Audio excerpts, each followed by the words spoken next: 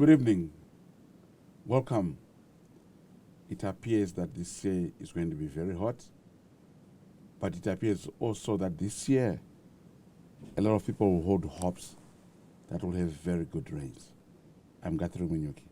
Tonight on the program, we are going to be discussing the issue of the deeply divided opposition, particularly in light of the rallying call that was made to the ruling ZANU-PF by its leader and the president of the country, President Emerson Mnangagwa, last week, where he said they've got to start preparations for 2028 national elections.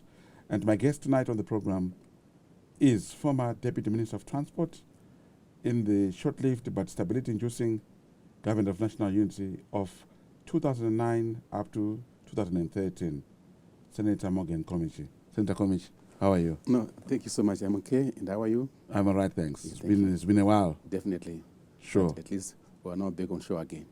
Yes. Yes, of course. Last week, the president, during his address to ZANU-PF Politburo members, he said that they've got to start preparing for elections and make sure that their preparations would lead to the resounding victory of the ruling ZANU-PF.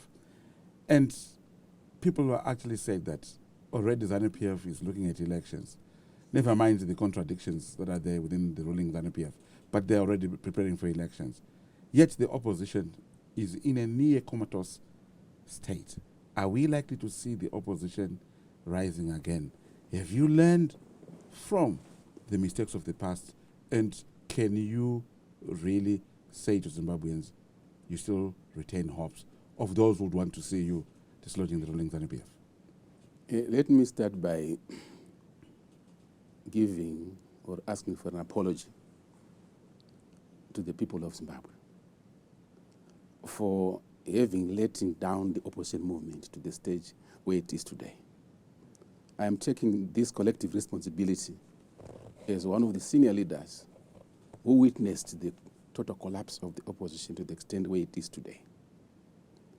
I'm not going to focus on blame gaming, on blaming individuals, but I would like to provide the insight and what I think we could have done better so that we could have saved the opposition, so that we could be in a healthier position than we are today, so that we could confront the elections that are coming in 2028. So, however, we are now faced with a situation where the opposition is extremely weak. If nothing is done sooner than ever, ZANU-PF will march through those elections without any contest. We don't want to then come up and say we've been rigged when we approach the election unprepared.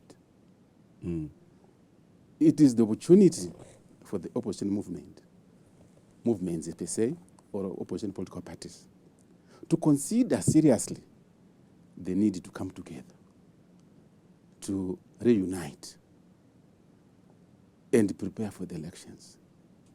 Election is not just a walk in the path. A lot of groundwork should be done. Organizing the structures, fighting for reforms, selling your ideas and everything else, so that the people will vote for you. The state at which we are today is opposition. We don't instill hope in the people of Zimbabwe because of the disintegration.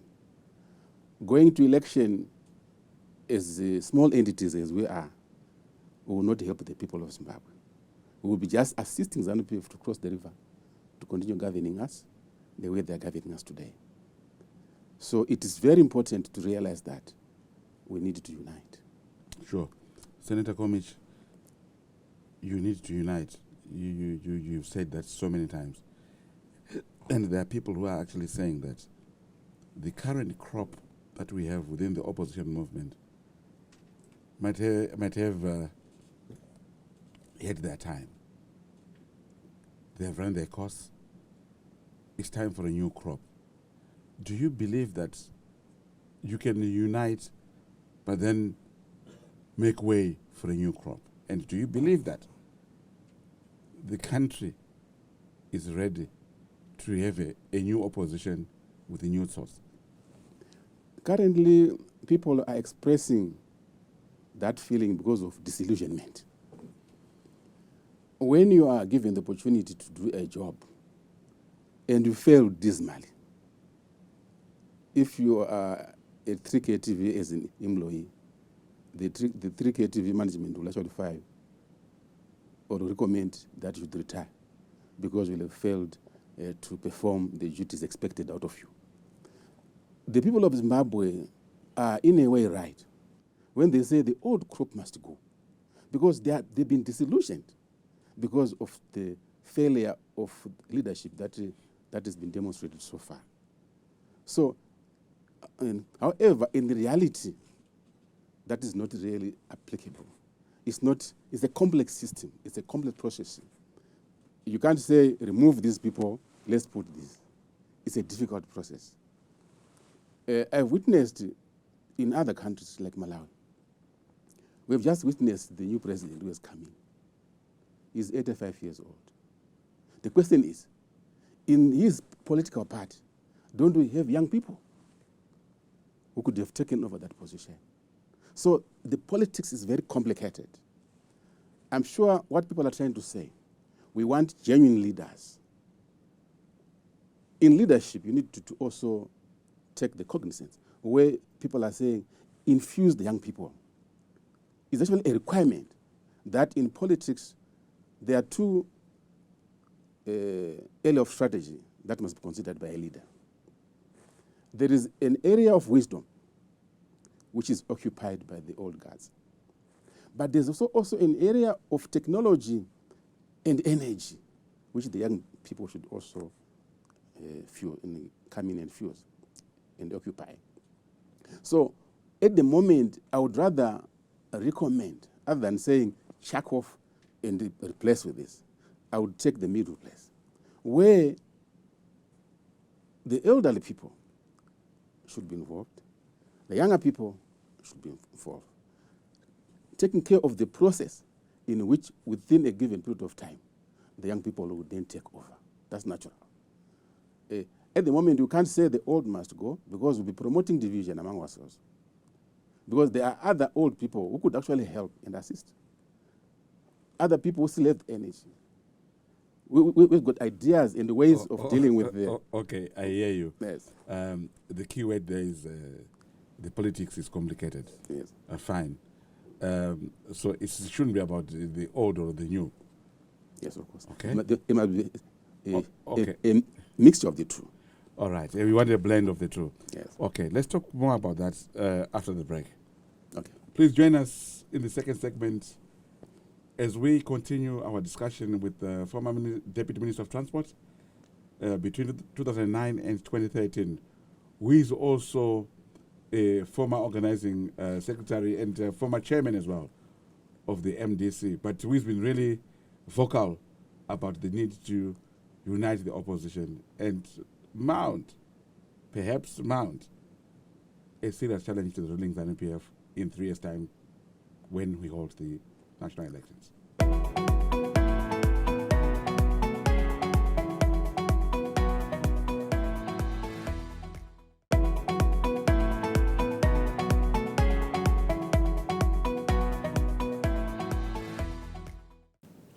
Welcome back. Tonight on the program, we are in discussion with the opposition stalwart and former Deputy Minister of Transport between 2009 and 2013, Senator Morgen Komichi. Senator Komichi, Yes. you're talking about the issue of having a blend of experience and the new politicians, young new politicians. Energy and the technology. Yes. But recently, former CC leader, who is also former MDC leader, Nelson Chamisa, said that one, it's difficult to unite us because people are thinking of the politics of the stomach. They are pursuing self-interests. Two, most of these guys, they lack the leadership skills. And the leader comes from God. just coming short of saying that he's the only one who comes from God. Maybe because he's known as a pastor. I don't know. But when you look at it, it appears that the chances are very slim. Chances of uniting you guys to begin to think as one and do a similar thing with all other guys before we head for the elections. Do you believe that you have time to be able to unite each other? And do you believe that among yourselves there is somebody who can actually lead the opposition going into 2028 national elections? Thank you so much, Catherine. I have the dream, I have got the hope, I have got the confidence. Nothing is impossible when leadership is provided. What we are faced with right now is just a challenge, a conflict, and it requires leadership to resolve those conflicts. And the test of leadership comes when a leader is able to resolve a conflict that has hindered progress. Right now, we want unity for us to go in election, to election 2028, united. We need to provide leadership. Nothing is impossible. Why do I say that? The coming together of the opposition leaders would instill confidence among the people of Zimbabwe. They will go to an election with great hope. That is what we must outmaneuver so that we provide that leadership. The conflict which is there because of the past fights, or the conflict that were there because of the past fights, is what leadership should stand up to resolve.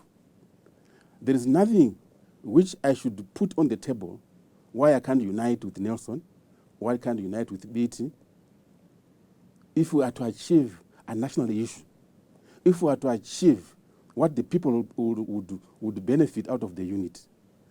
I do not promote my own interest as Komichi. I must put my own differences aside and put the national interest on the table. So if it means I need to sacrifice my personal differences or my personal anger or my personal hatred, I'm prepared to do that. As long the unity that I'm talking about would benefit the generality of the Zimbabweans. So there is enough time between now and 2028 for all the opposition leaders to come together. Myself as Morgen, Nelson, Tendai Biti, Washming, Elias Mzuri, Job Sikala, and many others. We don't have any with a fight which could stop the unit of the opposition movement. We had people who killed each other in the 1970s. The Mugabes, Joshua Nkomos, and the Smith, T. and Douglas Smith, killed each other's people supporters. But in 1979, a Lancaster House was set up, an agreement was reached, peace was achieved, unity was achieved. In 1987, the Guraun case, where a lot of developed people, 20,000, were killed by ZANU government. At the end of the day, 1987, Joshua Nkomo and Robert Mugabe sat down. In 1987, they set an agreement for peace, unity, and shared vision for the people of Zimbabwe to benefit. In 2008, President Morgan Tsvangirai lost a lot of supporters. He won an election. ZANU-PF waged a violent rerun election. Many people were killed. But in 2009, people sat down. A government of national unity was put in place for the people of Zimbabwe to benefit. The economy actually improved. Right now, as opposition people, we are called by the people of Zimbabwe to unite so that we can go and provide a challenge in 2008. I do believe it is possible. I do believe with the desire and the energy, we can lead, we can provide the leadership to have a unity. Sure, I hear you. The 1987 Unit Accord was to end the bloodletting that was there. The 2008, which led to the global political agreement, which then birthed the 2009-2013 GNU, again was the issue that was meant to deal with the bloodletting. Now people are saying, we've witnessed those things. And those things were quite important. And we supported them. But post-2013, or post 2018, after the death of the late Morgen Komichi, you've had the disemboweling caused by the fights within the opposition movement among very greedy leaders. Chamisa left the MDC. Then Monzora took. Then there were problems there. Chawangu came. There were problems. Welshman is there. There are problems. Tendai Biti is with no political party, and in fact, some of the comrades who are there from the opposition movement who are in parliament, they will be happy to see an extension of the life of parliament and the deferment of elections because they are greedy. Why should we have faith in the opposition? Why should we even think of the opposition in its current state? That is the question that has been proffered by many Zimbabweans who feel let down by the problems within the opposition movement. So, Senator Komichi, do you believe that, in all honesty, the people of Zimbabwe would really see any hope in having, to pick a person from amongst yourselves, Tendai Biti, Nelson Chamisa, Walshman, Sengezo, Douglas, Monzora? Do you believe that people of Zimbabwe really say that we've got to go for one of these guys to be able to dislodge, be it President Emerson Mnangagwa or whoever comes from ZANU-PF? Yeah, yes, I strongly believe so. And I have not lost any hope. I got the confidence. I'll allow you to have water. And we'll discuss this in the final segment. All right. Please join us in the final segment as we bring to a close this week's program, where we are in discussion with the opposition stalwart, Senator Morgen Komichi, where we are discussing the opposition and, of course, its chances of finally seeing light and end the needless squabbling ahead of 2028 national elections.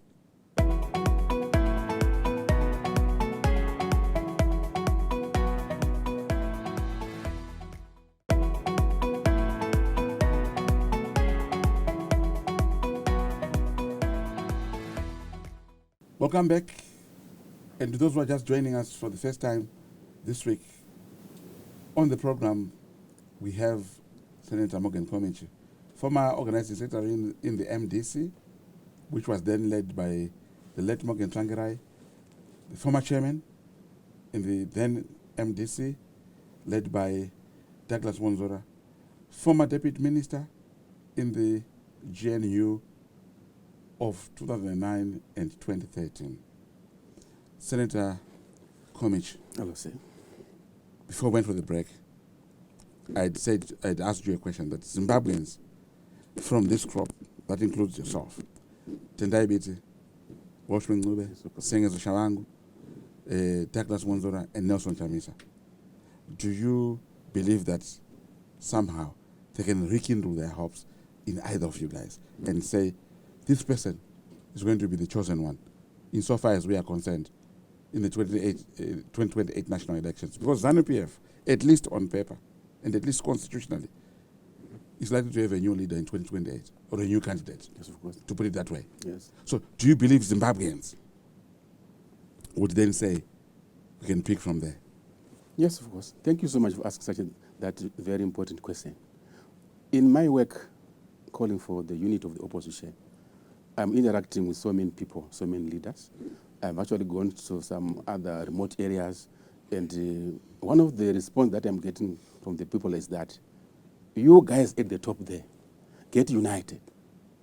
That's what the people are saying from the ground. They're saying, please, don't work individually. Come together as former leaders. They even quote names: Komichi, Nelson Chamisa, Tendai Biti, Job Sikala, Ngube, so and so. Please come together and lead us as a united front. That is what people are saying. I have actually provided a solution in which I have actually gone to an extent of printing a flyer. This is a flyer that I've produced and proffered what I think could be done for the people of Zimbabwe. And I've said, let us revive the mass democratic movement once again. let us bring back all those opposition cadres and even other opposition political parties. Let them all come together. And when we come together as an opposition movement and welcome all the splendors that have been out of MDC and many others that have developed, come from other areas, let us regroup. When we regroup, we then prepare a congress of all these activists, all these leaders. And let the people of Zimbabwe choose their anointed leader, their own. If they want today to have you, Guthrie, as the new opposition leader, I've said I am committed as one of the leaders to support the wishes and the desires of the people. So I'm advising my fellow men, when we meet together, let the people choose their own leader, among the old or a new person altogether. That person will be the new leader of the opposition movement. That's the person that we're going to support going towards elections. Let's remove this personal desire, these personal ambitions. Let us be focused on developing a strong and formidable opposition movement that can challenge ZANU-PF, that can be a new government. And I'm saying, let us all make a declaration. If that person is chosen by the people of Zimbabwe, let us all support that person. Other people like Morgen Komichi, and they will do other functions. We will be delegated certain functions to do. If I'm not a suitable president, I might be a suitable chairperson. They will say, chair. And I will chair from there. What I have in my heart is the desire to see a strong opposition movement. Who leads that opposition should come from the people of Zimbabwe. So I'm appealing to my counterparts. When we come together, don't come with salt in the pocket. Let the people themselves choose the leader of their own choice. And let us, as other people, support ourselves. And we must actually, first of all, learn from the past. What went wrong for the opposition to be where it is today? I've actually articulated a number of areas. Sure. Let me cut you short. Because there's a common theme here. Yeah? The common theme is 2028 national elections. Yes, sir. The president set that in motion last week. And what you are talking about here speaks to that as well. Yes. So, to your colleagues in the opposition who are toying with this idea of saying, let's postpone the 2028 national elections and extend the life of parliament and of course of the executive up to 2030. Do you agree with that? That is extremely unconstitutional and it's unacceptable. There is no reason why we should do that. There is no crisis why we should postpone elections. We must operate within the confines of the national constitution. You know, we fought for this constitution. A lot of people lost lives. Some people were arrested for the constitution to come to life. And we cannot, after just 10 years after the inauguration of our constitution, then violate it or break it in order to please or satisfy personal interests. The people that are calling for an extension of election, they want to extend their life in parliament. We cannot do that. You go through an election. If you are elected or re-elected, you go back to parliament. For the time being, we want people of Zimbabwe to respect the constitution of Zimbabwe, and we want the executive, the current executive, not to ever think of violating the constitution. We are going to resist this idea. We are going to mobilize masses on the ground. We are going to mobilize across in rivers, in forests, in mountains, on the street. We will mobilize the people of Zimbabwe to resist any extension of the election term. The elections are coming in 2028. We don't entertain even a day after. And those ones, the people that are advocating for the extension of the term of this current government are really devilish in mind. There's no, people are suffering. The economy is down. Hospitals, today if you go in hospitals, our women are giving birth on the floor. People that are going to hospital today don't even get drugs. They are referred to some private pharmacies. Look at the unemployment on the street. The young people, they've resorted to drugs. We are trying to deal with drug issues by arresting or creating courts. Yet the actual issue is the unemployment. The young people are finishing universities. There's nothing, there's no job. They will resort to some drugs. Teachers today earn nothing. Pensioners earn nothing. The value of our money, the ZIG, is valueless. So we cannot then give the current government a day extra to make us suffer more. We want a change. We want the people of Zimbabwe to elect their own government. The people who should be there after 2028 must be elected by the people of Zimbabwe, not by any trick or by any extension. No, we cannot allow that. Sure. But the opposition is very complicit in this. So argue many Zimbabweans. One of yours, Senator Shabangwe, is actually said there were no problems with that. Quickly before we go, the unity that you're actually calling for, will such people be forgiven who hold such minds of having to extend the life of Parliament and suspend elections? The unity that I am coordinating, let me clarify on that one. By coordinating for the unity of the opposition, I am not declaring myself as the president. No. People must understand that. I'm only putting effort to bring people together. Then people will choose their own person who will be the opposition leader at the right time. Progressive opposition people are supposed to unite. Progressive opposition people. You have to be progressive. You have to understand what you want to achieve. We want to achieve a positive change that will benefit the people of Zimbabwe. The positive change that will create employment in Zimbabwe. The positive change that will make the economy grow. The positive change that will make hospitals flood with the medicine. The positive change that will make salaries worth it. The positive change that will deal with the cost of living in Zimbabwe. That is what we want. And we are inviting positive opposition people. If you are negative, you are not welcome. So really, when you come to this idea of unity, you must be prepared for the work that is ahead of us.